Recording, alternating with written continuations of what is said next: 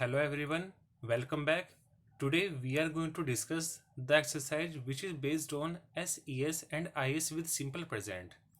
देखिए स्टूडेंट्स, मैंने अभी तक आपको SES एंड IS के जितने भी रूल्स बताए हैं वो केवल और केवल सिंपल प्रेजेंट पर ही अप्लाई होते हैं। अब आप मुझसे पूछें कि व्हाट इज सिंपल प्रेजेंट। देखिए, जब हम टेंस को स्टार्ट कर रहे होंगे तो हम डीपली जानेंगे कि व्हाट इज सिंपल प्रेजेंट। लेकिन सिंपल प्रेजेंट को भी सीखने से पहले आपको ये जानना ज़रूरी होता है कि SES एंड IS को हम कहाँ कहाँ पर और किस किस तरह से यूज़ करते हैं। तो देखिए, ये जितना भी पैराग्राफ लिखा हुआ है, ये पैराग्राफ लिखा हुआ है, आप ये मान के चलिए ये पूरा का पूरा पैराग्राफ बेस्ड है सिंपल प्रेजेंट पे। अगर आपको ऐसे भी नहीं समझ में आता है तो आप ऐसे समझिए, ये जो पैराग्राफ यहाँ पर गिवन है, केवल इस पैराग्राफ पे ही SES एंड IS के रूल्स अप्लाई होते हैं, क्योंकि ये गिवन है सिंपल प्रेजेंट में।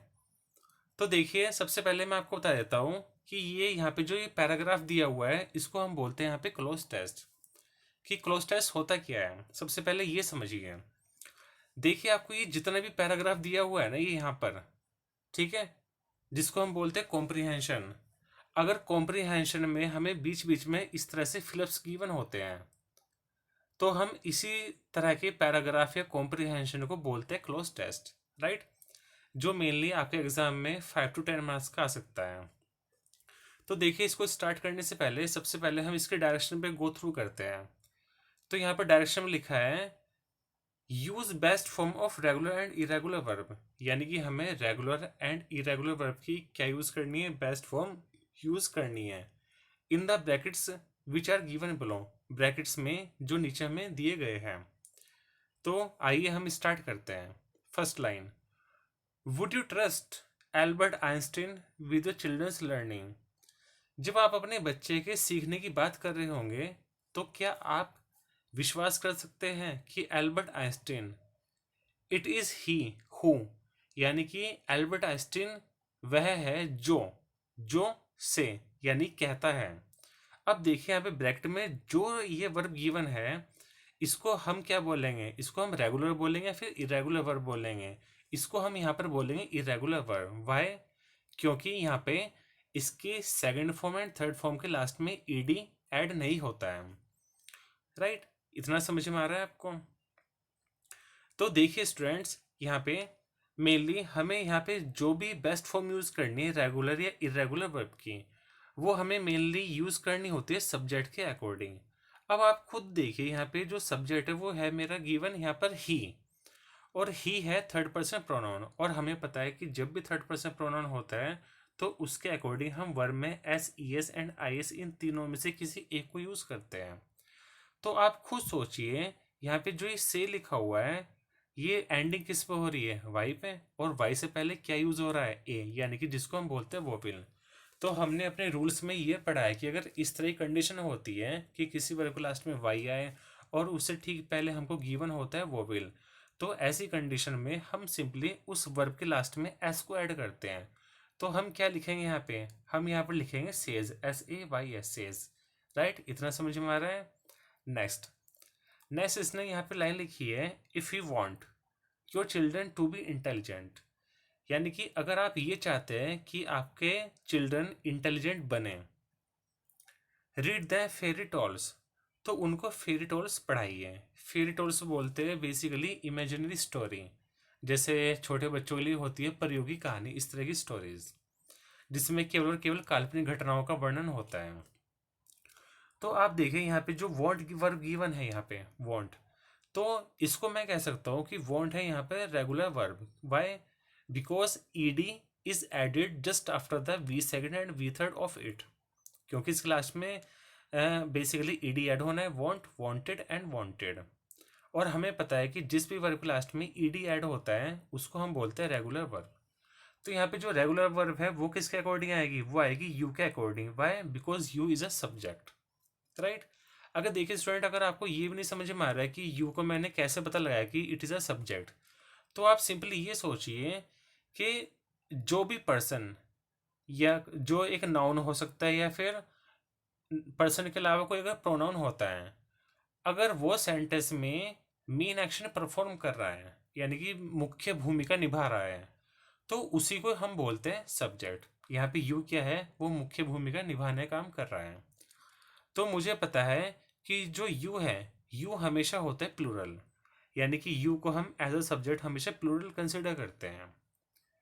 और हमें ये भी पता है कि अगर सब्जेक्ट प्लूरल होता है तो ऐसी कंडीशन में हम S E S and I S का बिल्कुल भी यूज़ नहीं करते हैं। तो यहाँ पे क्या होगा, यहाँ पे हम जो वर्ब होती है, चाहे वो रेगुलर वर्ब हो या फिर हो इरेगुलर वर्ब, उसको यहाँ पे हम एज इट इज़ रहने देते हैं, यानी कि सेम रहेगी यहाँ पे। तो मैं यहाँ पे क्या लिखूंगा, मैं यहाँ पर लिखूंगा इफ़ यू वांट, यानी कि सेम क्या हो जाएगी, वर्ब। आगे बढ़ते हैं। This sound like Greta planned during this testing time when everyone is confined to their home during riots। देखिए इस लाइन का मैं आपको मतलब समझा रहा हूँ। यहाँ पे लिखा है कि मान लीजिए अगर अचानक से दंगे हो जाते हैं कहीं पर आपके घर के आसपास, तो ऐसी कंडीशन में क्या होता है, ऐसी कंडीशन में आपको अपने घर में रहना पड़ता है कुछ टाइम के लिए। और जब आप अपने घर में रहते हैं तो ये क्या होता है, ये एक टेस्टिंग टाइम होता है सभी का, कि वो किस तरह से पेशेंस को मेंटेन करके रखता है। तो देखिए यहाँ पे हम सिंपली जो यहाँ पे दिस लिखा हुआ है, दिस को हम बोलेंगे यहाँ पर सब्जेक्ट, और दिस है यहाँ पे सिंगुलर, तो सिंगुलर के अकॉर्डिंग यहाँ पे क्या आएगा, यहाँ पे ऐसी ई एस एंड आई एस को ऐड होना है। तो हमें पता है कि जिस वर्ब में कोई भी रूल अप्लाई नहीं होता है, यानी जो भी मैंने आपको रूल्स अभी तक बताए हैं S E S and I S को ऐड करने के, अगर उनमें से कोई भी रूल अप्लाई नहीं होता है, तो हमने तो ये पढ़ा है कि अगर कोई रूल अप्लाई नहीं होगा तो सिंपली हमें क्या करना है, हमें उस वर्ब के लास्ट में एस को ऐड करना है। तो हम इसको क्या बोलेंगे, हम बोलेंगे दिस साउंड्स, साउंड्स, राइट। आगे बढ़ते हैं। When a child, when a child focus on stories regularly, यानी कि अगर चाइल्ड स्टोरीज पे रेगुलरली फोकस करता है। अब आप मुझे यहाँ पे बताइए कि यहाँ पे मेन एक्शन कौन परफॉर्म कर रहा है, आज चाइल्ड मेन एक्शन परफॉर्म कर रहा है। और हमें पता है कि जो भी मेन एक्शन परफॉर्म करता है उसको हम बोलते हैं सब्जेक्ट। अब आप ये देखिए सब्जेक्ट क्या है, यहाँ पर सिंगुलर है प्लूरल, यहाँ पे चाइल्ड है सिंगुलर। और हमें ये भी पता है कि अगर सब्जेक्ट सिंगुलर होता है तभी हम वर्ब के लास्ट में इन तीनों में से कोई भी एक फॉर्म यूज करते हैं। अगर यही सब्जेक्ट अगर यहाँ पे प्लूरल होता फिर तो हमें कुछ भी यूज ना करना होता। तो आप मुझे बताइए फोकस में बेसिकली कौन सा रूल अप्लाई हो रहा है, फोकस, ट्राई कीजिए फोकस में कौन सा रूल अप्लाई हो रहा है। देखिए स्टूडेंट्स, मैंने आपको बताया था कि जिन भी वर्ब के लास्ट में एस आता है या सी एच आता है, या जो भी मैंने वो 5 फॉर्म्स आपको बताई थी, तो मेनली आप देखिए कि जिस भी वर्ब के लास्ट में एस आता है, जैसे फोकस में लास्ट में क्या आ रहा है, फोकस, ऐसा आ रहा है एस, तो ऐसी कंडीशन में हम उस वर्ब के लास्ट में क्या ऐड करते हैं, ई एस, राइट। तो यहाँ पे हम क्या लिखेंगे, यहाँ पर हम बेसिकली मेंशन करेंगे फोकसेस। तो मैं क्या लिखूँ यहाँ पे, when a child focuses, F O C U S E S, right. समझ में आ रहा है। अगर आपको समझ में नहीं आ रहा है तो आप एक बार अगेन दोबारा से उन रूल्स को गो थ्रू कीजिए, और रूल्स को गो थ्रू करने के बाद मेरी वीडियो वॉच कीजिए। Next, he or she develop a habit to concentrate on other form or media presented to them, यानी कि यहाँ पे सिंपली ये लिखा है कि अगर चाइल्ड स्टोरीज पे रेगुलरली फोकस करता है या करती है, तो धीरे धीरे क्या होता है, उनकी जो पढ़ने की हैबिट होती है या चीज़ों को समझने की हैबिट होती है वो धीरे धीरे क्या होती है, डेवलप होती है। तो यहाँ पर सब्जेक्ट क्या है, यहाँ पर सब्जेक्ट ही या शी, और मुझे पता है यहाँ पर ही एंड शी क्या है, थर्ड पर्सन प्रोनाउन सब्जेक्ट। और जब सब्जेक्ट थर्ड पर्सन प्रोनाउन होता है तो हमें पता है S E S and I S, इन तीनों में से हमें क्या करना होता है, किसी भी एक को ऐड करना होता है। अब आप मुझे ये बताइए डेवलप में क्या कोई रूल अप्लाई हो रहा है, जो मैंने आपको अभी तक रूल बताए हैं, बताइए, ट्राई कीजिए। नहीं हो रहा है यहाँ पे रूल कोई भी अप्लाई। तो जब कोई रूल अप्लाई नहीं होता है तो हम क्या करते हैं, हमें बेसिकली उस वर्ब के लास्ट में एस को ऐड करना होता है। तो जब हम एस को ऐड करेंगे तो हम क्या लिखेंगे इस वर्ब को, D E V E L O P S, develops, right. Next, kids age young age 2 years age, यानी कि अगर किड्स 2 years का होता है और वो ट्राई करता है to remember all the characters, और वो ट्राई करता है सभी कैरेक्टर्स को रिमेंबर यानी कि याद रखने की, तो आप देखिए यहाँ पे किड्स, यानी कि यहाँ पे किड लिखा है, यहाँ पे लिखा है किड्स, ये क्या है, प्लूरल है। तो जब प्लूरल होता है तो S E S and I S इन तीनों में से हम किसी भी एक को यूज़ नहीं करेंगे। तो सिंपली मैं क्या यहाँ पे मेंशन कर रहा हूँ, मुझे यहाँ पे मेंशन करना पड़ेगा T R Y, try, as it is. Why? Because the subject is a plural. Next, move ahead. The practice of reading book. सबसे पहले हम बात करते हैं सेंटेंस की। The practice of reading book help boost their memory. यहाँ पे आप मुझे बता सकते हैं कि सब्जेक्ट क्या गिवन है। देखिए यहाँ पे ट्राई कीजिए खुद से कि यहाँ पे मेन रोल कौन प्ले कर रहा है। यहाँ पे मेन रोल प्ले कर रहा है द प्रैक्टिस, यानी कि रीडिंग बुक की प्रैक्टिस। और प्रैक्टिस तो क्या है, यहाँ पे सिंगुलर है। अगर सिंगुलर है तो हम क्या यूज़ करेंगे, S E S and I S. तो आप मुझे बताइए कि हेल्प में कौन सा रूल अप्लाई हो रहा है। अगर देखा जाए तो कोई भी रूल अप्लाई नहीं हो रहा है, और हमें पता है कि जब भी कोई रूल अप्लाई नहीं होता है तो हमें सिंपली क्या करना पड़ता है, हमें उस वर्ब के लास्ट में एस को ऐड करना होता है। नेक्स्ट नेक्स्ट हम आगे बढ़ते हैं। देखिए इसने यहाँ पे लिखा है कि the practice of reading book helps boost their memory, यानी कि बुक को पढ़ने की जो धीरे धीरे प्रैक्टिस होती है, उसको क्या, वो प्रैक्टिस क्या करती है, वो उनकी मेमोरी को बूस्ट करती है। Next, reading. Reading teach children about different people. Reading teach children about different people when you encourage your child to read more, right. तो अगर मैं इस सेंटेंस से बात करूँ तो यहाँ पर रीडिंग क्या होगा, सब्जेक्ट, और reading is a singular subject. तो हम यहाँ पे क्या यूज़ करेंगे, इन तीनों में से कोई भी एक रूल। आप मुझे बताइए कि अगर मैं टीच में एस ई एस या आई एस की ऐड करने की बात करता हूँ तो यहाँ पे मुझे क्या ऐड करना चाहिए। देखिए मैंने आपको बताया था कि जिन भी वर्ब लास्ट में सी एच गिवन होता है तो वहाँ पे हमें क्या करना होता है, वहाँ पे हमें ई एस को ऐड करना होता है। तो मैं क्या लिखूँगा यहाँ पे, मुझे लिखना होगा यहाँ पे teaches, T E A C H E S, right. Next, when you encourage. हमें पता है एनकरेज क्या है यहाँ पर, सब्जेक्ट, और सब्जेक्ट अगर प्लूरल है तो वर्ब क्या रहेगी यहाँ पर, एज इट इज, यानी कि same. When you encourage your child to read more, यानी कि जब आप अपने बच्चों को ज़्यादा से ज़्यादा पढ़ने के लिए एनकरेज करते हैं, you help them improve their comprehension and vocabulary, यानी कि आप उनकी हेल्प करते हो उनकी कॉम्प्रिहेंशन स्किल को डेवलप करने में और उनकी वोकेबलरी को डेवलप करने में। तो यहाँ पे देखा जाए तो यू क्या है, सब्जेक्ट, और सब्जेक्ट अगर प्लूरल होता है तो वर्ब क्या आती है यहाँ पे, एज इट इज, यानी कि सेम आएगी। Next, while reading children tend to predict what is going to happen ahead in the story, यानी कि पढ़ते पढ़ते चिल्ड्रन में एक टेंडेंसी डेवलप होती है कि उनको एडवांस में चल जाता है पता है कि आगे स्टोरी में क्या होने वाला है। तो आप ये देखिए, वाइल रीडिंग चिल्ड्रन, यहाँ पर सब्जेक्ट क्या है, सब्जेक्ट है यहाँ पर चिल्ड्रन, और चिल्ड्रन क्या है यहाँ पे, प्लूरल है। अगर ये प्लूरल है यहाँ पे तो टेंड क्या रहेगा यहाँ पर, same. Why? Because the subject is a plural. और आपको हमेशा ये चीज़ याद रखनी है कि अगर सब्जेक्ट प्लूरल होता है, मैं आपसे बार बार कह रहा हूँ अगेन एंड अगेन, अगर सब्जेक्ट प्लूरल होता है तो we can never use neither of the rules, S E S and I S.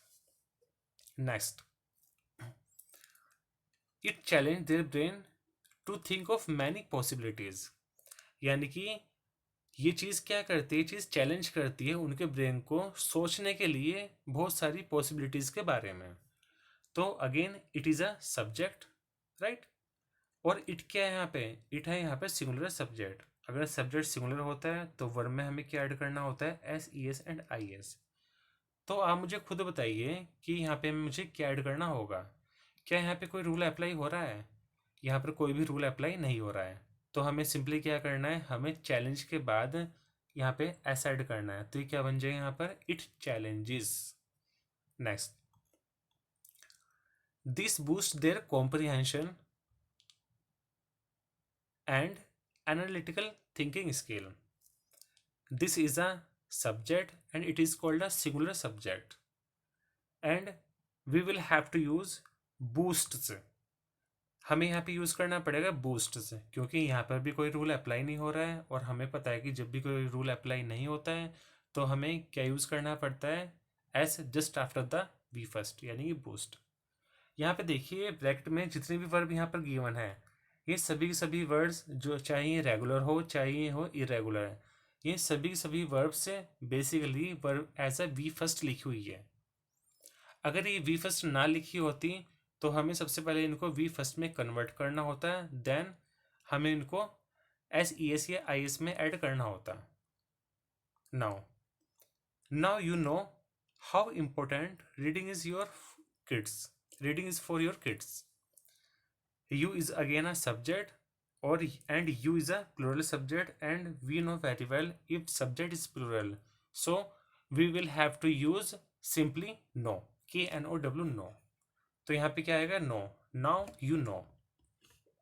Next, if children again it is a plural subject, और अगर सब्जेक्ट प्लूरल होता है तो वर्ब सेम, यानी कि इफ चिल्ड्रन लर्न। अगर यहाँ पे सब्जेक्ट क्या होता है, सिंगुलर होता, तो ही हमें यहाँ पर S E S and I S को यूज करना होता। If children learn to enjoy reading, यानी कि अगर बच्चे पढ़ना एंजॉय करते हैं, can we make them feel that reading is play some parents, क्या हम फील करा सकते हैं कि जो रीडिंग है, रीडिंग क्या है, एक प्ले है, यानी कि रीडिंग क्या है, एक गेम है। Next sentence, some parents understand that most kids are struggling with reading effectively, यानी कि कुछ पेरेंट्स ये समझते हैं कि कुछ किड्स काफ़ी संघर्ष कर रहे हैं इफेक्टिवली पढ़ने में। तो अगेन आप मुझे बता सकते हैं यहाँ पे सब्जेक्ट क्या गिवन होगा, सब्जेक्ट यहाँ पे गिवन होगा some parents. Why? Because some parents performs action, right. अगर सम पेरेंट्स एक्शन को परफॉर्म करते हैं तो it will be called subject. तो अगर ये प्लूरल सब्जेक्ट है तो हमें अंडरस्टैंड को यहाँ पे एज इट इज यूज करना पड़ेगा, तो हम क्या लिखें यहाँ पे, understand. And dear student, that's all for today. If you liked my video, please like it, share it and subscribe it. Thank you very much.